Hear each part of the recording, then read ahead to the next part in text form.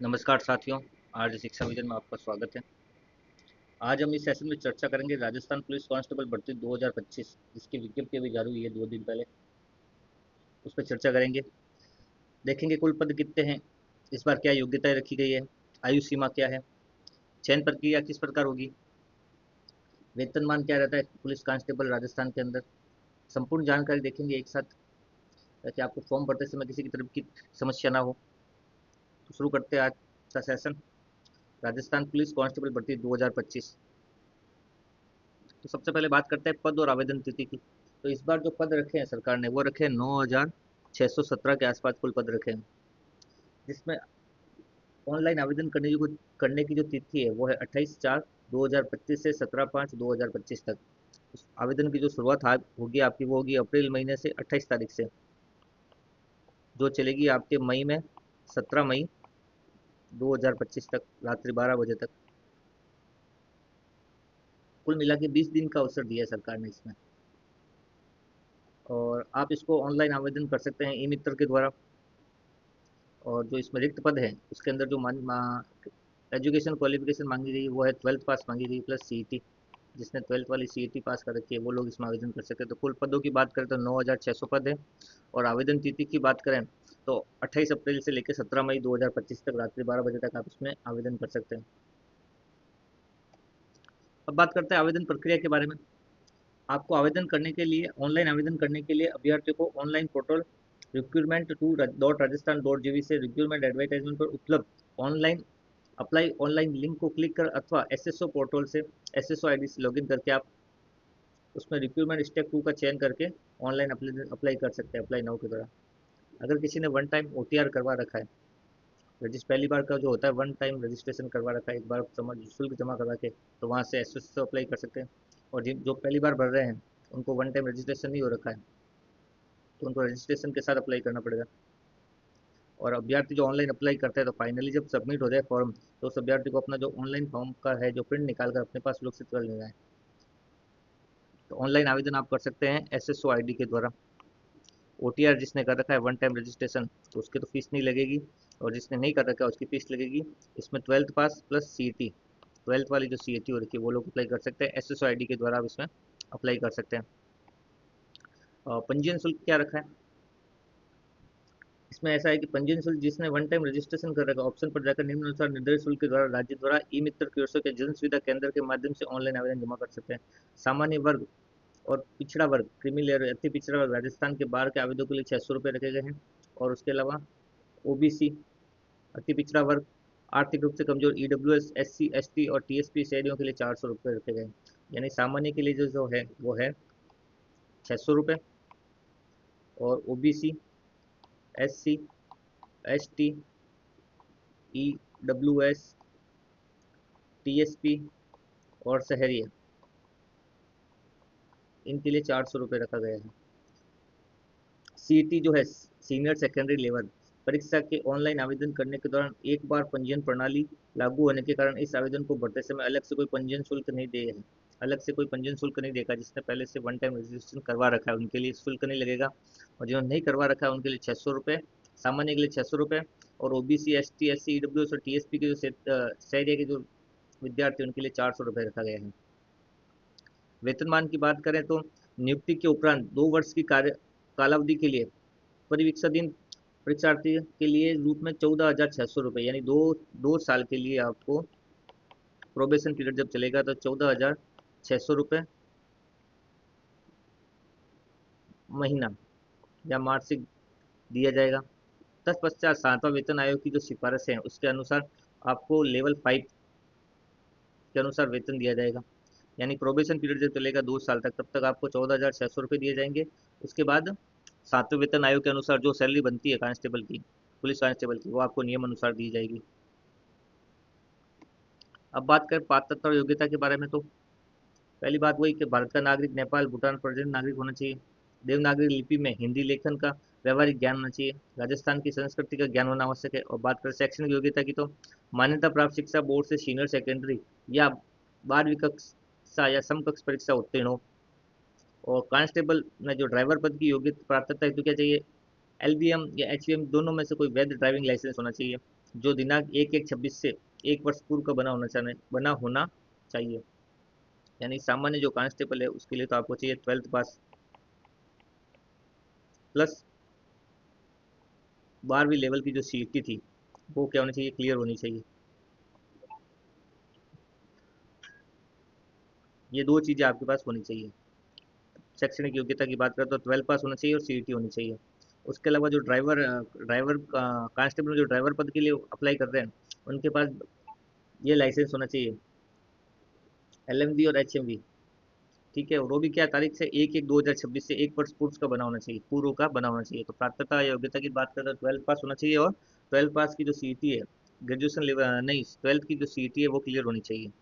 अब बात करें आयु सीमा की, तो कांस्टेबल या बैंड आवेदकों के लिए सामान्य के लिए जो अगर आप आयु सीमा देखेंगे तो न्यूनतम जो आयु की सीमा है वो है 1/1/2008 और पुरुष और महिला की, और इसमें अगर पुरुषों की देखें अधिकतम में तो 2/1/2000 तक।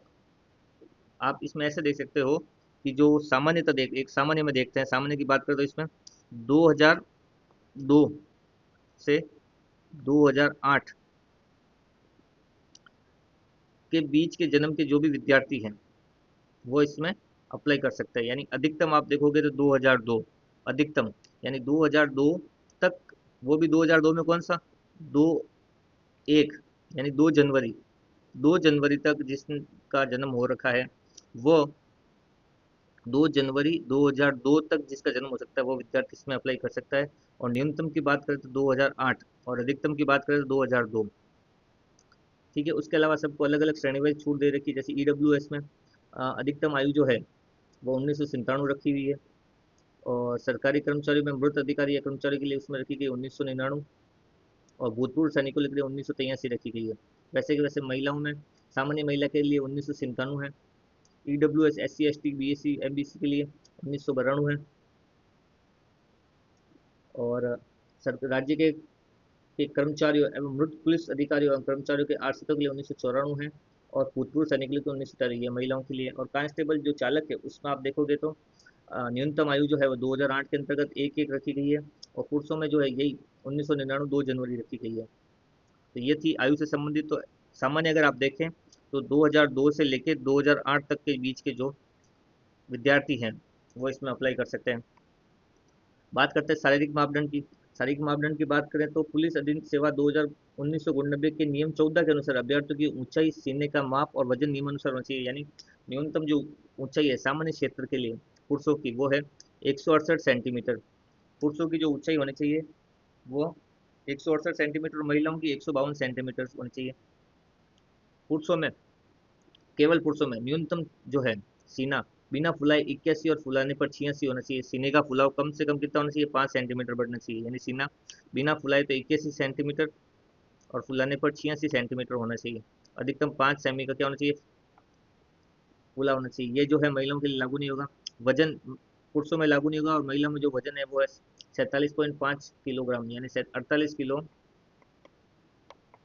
महिलाओं का वजन होना चाहिए, और न्यूनतम जो ऊंचाई है वो 152 होनी चाहिए। और वैसा का वैसा 12 के शहरी क्षेत्र के आदिम जातियों के लिए है। ऊंचाई जो रखी गई 160 सेमी रखी गई, और महिलाओं की 145 रखी गई। इनके लिए सीने में जो है 74 बिना फुलाए और 79 फुलाने पर 5 सेमी का फुलाव।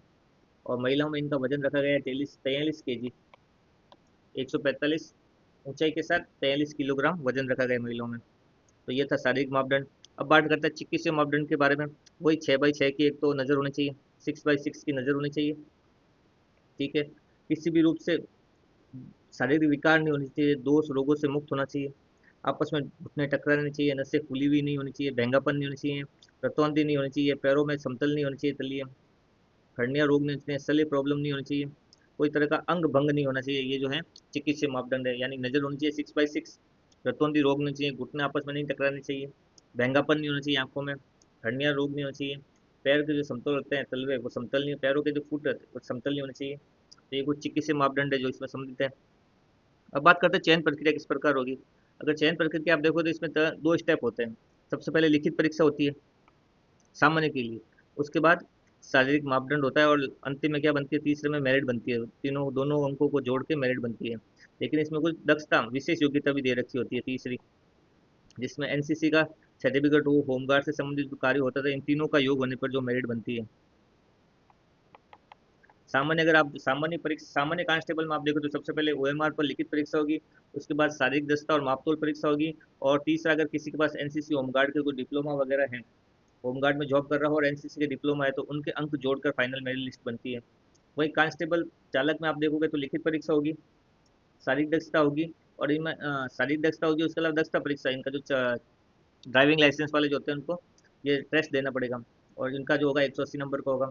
और सामान्य के लिए 150 की तो लिखित परीक्षा, ठीक है। उसके अलावा 20 का ये विशेष योग्यता रखते हैं, उसका 170 में से मेरिट बनेगी और इनकी 180 में से बनेगी।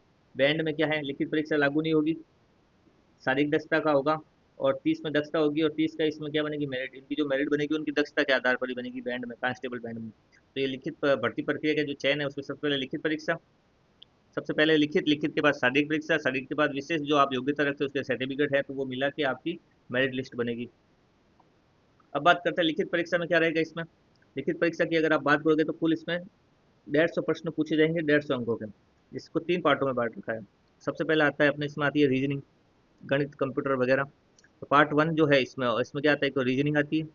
रीजनिंग के बाद सामान्य गणित और कंप्यूटर और सामान्य ज्ञान के प्रश्न आते हैं, टोटल 60 प्रश्न आएंगे, 60 अंकों के।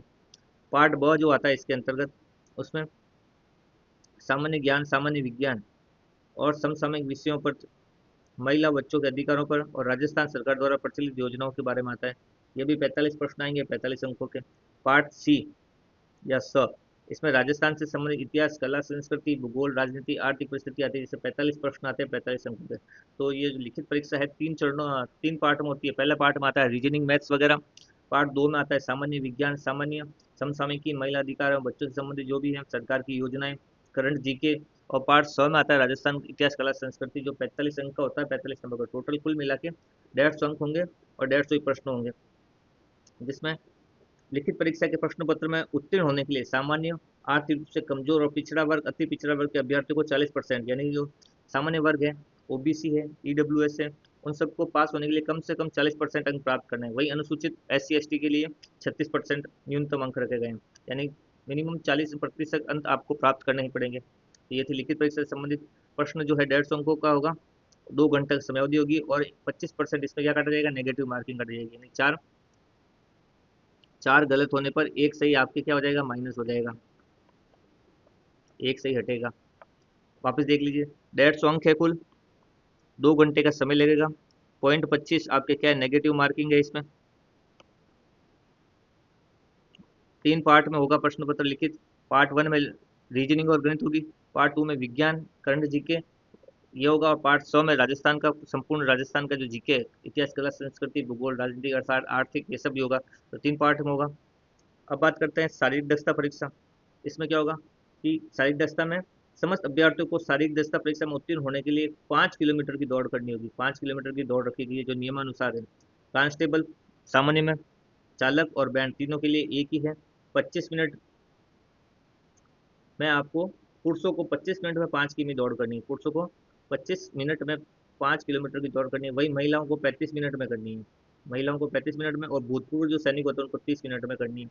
ट्राइबल, अनुसूचित जाति जनजाति वो जो क्षेत्र में आते हैं, ट्राइबल क्षेत्र में, शहरी क्षेत्र में, उनको 30 मिनट में करनी है। यानी 5 किलोमीटर की दौड़ है, और सामान्य पुरुषों के लिए कितने हैं, 25 मिनट, 25 मिनट में 5 किलोमीटर की दौड़ कंप्लीट करनी है कांस्टेबल शारीरिक दक्षता के लिए। अब बात करते हैं दक्षता परीक्षा। ये आपके मुख्यतः चालक और बैंड वालों के लिए होती है, जो 30 अंकों की रखी गई है, ठीक है। अब बात करते हैं विशेष योग्यता वाले जो होते हैं सर्टिफिकेट, वो कौन कौन से हैं। तो सबसे पहले एनसीसी के हैं 3 सर्टिफिकेट। अगर सी सर्टिफिकेट जिसके पास है तो उसको 10 अंक मिलेंगे, बी सर्टिफिकेट वाले को 8 अंक मिलेंगे, और ए सर्टिफिकेट वाले को 6 अंक मिलेंगे। अधिकतम जो इनके हैं वो 20 अंक तक रखे गए। और होमगार्ड भी किसी ने कर रखा है, तो अगर 3 वर्षों से निरंतर सेवा दे रहा है तो उसको 10 अंक, 2 वर्षों से दे रहा है सेवा तो उसको 8 अंक, और 1 वर्ष तक सेवा देने पर 6 अंक दिए जाएंगे। उसके अलावा कुछ डिप्लोमा दे रखे हैं जो पुलिस विभाग से संबंधित है, उसमें भी अलग अलग अंक दे रखे हैं। तो मुख्य रूप से एनसीसी और होमगार्ड के जो है वो नंबर दे रखे हैं। अधिकतम नंबर जो है एनसीसी में वो 10 है, होमगार्ड में भी अधिकतम 3 वर्षों के लिए 10 अंक दे रखे हैं। तो ये विशेष योग्यता से संबंधित। तो ये थी राजस्थान में जो भर्ती आ रखी है, पुलिस विज्ञप्ति आ रखी है 2025 के अनुसार 9,617 पदों पर, उससे संबंधित जानकारी। अगर आप चैनल पर नए हैं और आपने अभी तक इसको सब्सक्राइब नहीं किया तो एक बार सब्सक्राइब जरूर करें। पीडीएफ के लिए आप टेलीग्राम ग्रुप में जाकर @आज शिक्षा विजन सर्च करें और ज्वाइन करें। मिलते हैं किसी अन्य टॉपिक में नई वीडियो के साथ। धन्यवाद।